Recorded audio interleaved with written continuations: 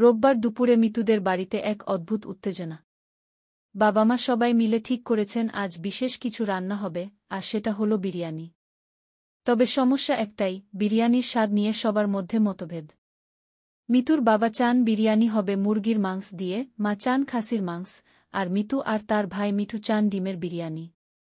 কিন্তু রান্নাঘর তো একটাই, আর রান্নাও হবে একটাই। কে জিতবে আর কে হারবে?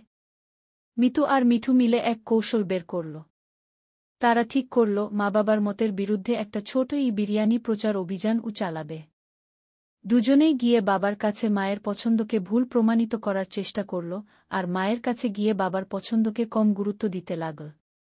রান্নার সময় যখন এগিয়ে আসছিল, তখন তারা বুঝতে পারল যে তারা নিজেরাই এখন একটা জটিল অবস্থায় পড়েছে। বাবা-মা দুজনেই বেশ জেদি হয়ে গেছেন। মিতু আর মিঠু বুঝতে পারল তাদের পরিকল্পনা উল্টো ধরা পড়ে যাবে, আর এক বিরাট বিপত্তি বেঁধে যাবে। তখন হঠাৎ মিঠুর মাথায় একটা বুদ্ধি এল। সে গিয়ে বাবার পছন্দের মুরগি আর মায়ের পছন্দের খাসির মাংস একসঙ্গে রান্না করার প্রস্তাব দিল। মা-বাবা দুজনেই প্রথমে অবাক হল, কিন্তু পরক্ষণেই তারা হাসি দিয়ে বলল, তাহলে আজ এক নতুন ধরনের বিরিয়ানি হবে।